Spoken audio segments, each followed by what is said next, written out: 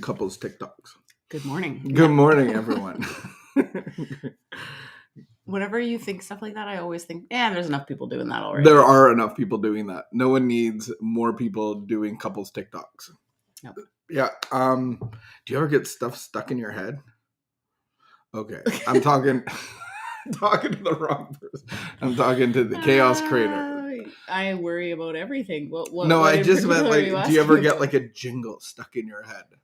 Or like a Bible verse, yeah. If we all got Bible verses in our head, or like a certain song, or somebody's name. No, you don't ever get. Oh, you do. Okay, so it's normal. Like I woke up with a name in my head, and it's like almost a challenge. So the name is Ozempic.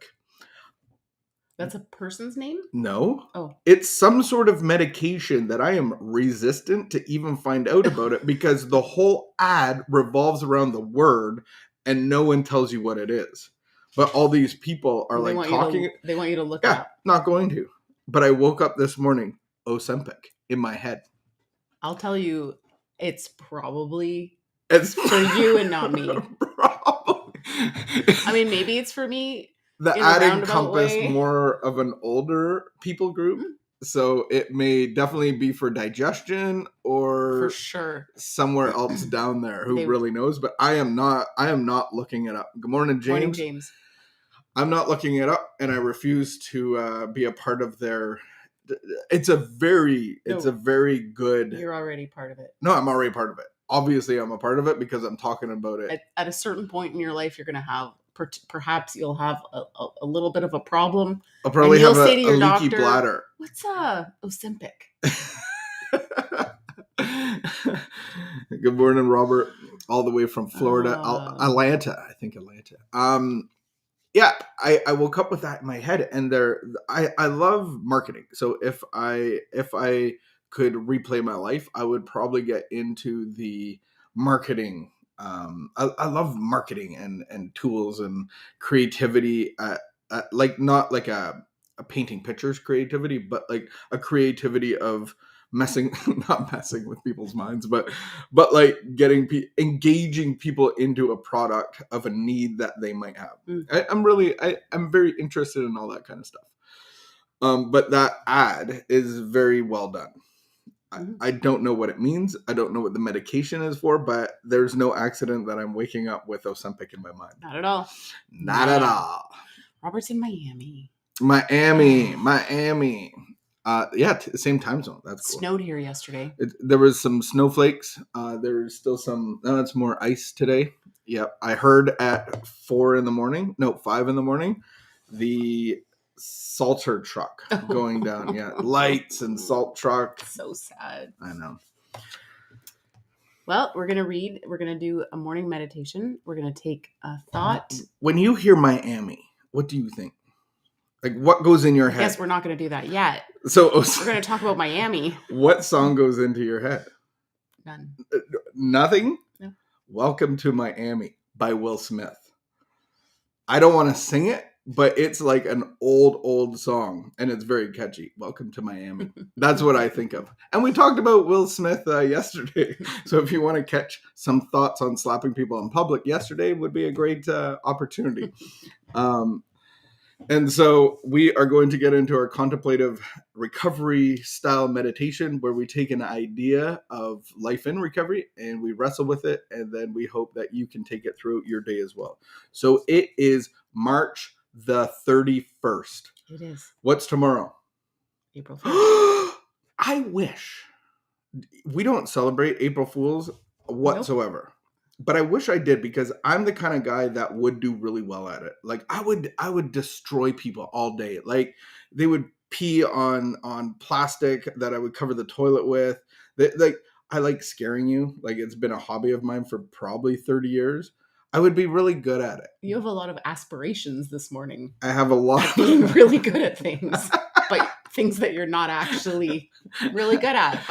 But you could have been really good at. Aspirations. That's fun. All right, here we go. Oddly enough. I'm not setting a goal for you. I'm fine that you don't do April Fools. No, but some Just people to be just clear. crush April Fools. And I think they're annoying people. But I would do it really well. You should keep that thought in your head. Just remember that statement. I wouldn't do it on a big scale. I would just do it within the house. Yeah. Or if I was a teacher for kids, it would be fun to do it for kids. All right, here we go. Aspirations. All right, oddly enough, many of the things we have learned in the Al-Anon or 12-step recovery fellowship add up to this. Be good to yourself. That's the counsel to be drawn from the 12-step reminder to live only one day at a time. It teaches us to toss aside the unhappy memories of the past to save ourselves from the pain of imagining what will happen tomorrow. We cannot do anything about either one. We are being good to ourselves when we refuse to be disturbed by anything the alcoholic or a life of addiction says or does. We can do this if we remember that the attacks on us only give vent to his own agonizing guilt. We're being good to ourselves when we help others and when we fill our lives with pleasant and rewarding activities. Today's reminder, like kayaking. Today's reminder, beginning today, right this minute, I will be good to myself. Taking air. I will not allow myself to drown in the whirlpool of distress thinking about alcoholism and its results. Confidence and hope will immunize me. Quote of the day, I pray for help to fulfill my responsibility to myself. Only then can I help others. Stay close to God and do his work well. How does one toss aside?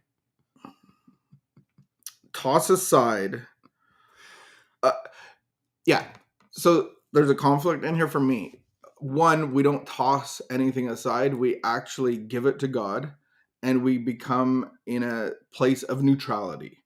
So our darkest moments and our biggest hurt and pain and annoyances and all of the stuff in my addictive life, I get to use those to be a benefit to others and to the world around me. So I actually become in a place of neutrality. That is a promise of recovery. So God actually will, like that forgive and forget thing.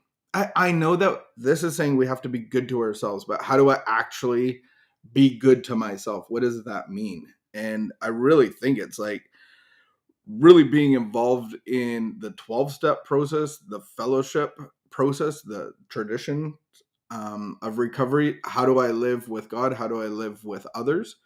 And then really my goal is to stay close to God. I have a relationship with God, which will solve all of my problems. I'm not looking ahead. You did that post that looking ahead is fear, looking behind is resentment. How did you post? How did you say it? It was brilliant. It was like it was a really good post. But that's not being good to myself. So how do I not have resentment and fear is really what it's just saying, toss it aside. Just toss it aside. I'm starting to have a little bit of the anxiety. I'm thinking about tomorrow way too much. I got Ozempic stuck in my head. I'll just. Well, there's some really serious. I'm tossing it. Yeah, there's some really serious things often that have happened or that are going on, and we can't just pretend that they're not there. That doesn't, toss it aside really reminds me of sweeping things under the carpet. And that never worked for me. Eventually I'm tripping over the carpet.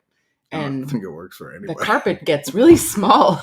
So I think that there are aspects to this that I really do understand because, beginning today is a really important moment, right? Like, it doesn't matter what happened yesterday. It doesn't matter how I woke up this morning. Like, I can stop right now, sit down and take a new posture and say, God, I need help. And so this is assuming with the word tossing things away that I actually have the power to rid myself of fear and resentment. So if I had the power to do all that stuff in the first place, I probably wouldn't need this investment of the 12 steps and such a consistent relationship with God and the fellowship and all the early newcomers that, get in my way of progression of my life. The reality is that I have to have a relationship with God that's going to take away my resentment and my fear. I can't take away my drinking, fill in the blank, and I can't take away resentment and fear. I can't just toss them away. So how do I be good to myself? We have the tools of recovery called inventory. If you've never done an inventory, it's like it's a mirror to your heart to see where you have fear, because wherever there's a fear, there's a resentment, and that's where I'm living in the past and the future. And so really being good to myself is like going to get a manicure done. But well, actually, inventory. I was thinking too, being good to myself is looking at my life and saying, what am I grateful for?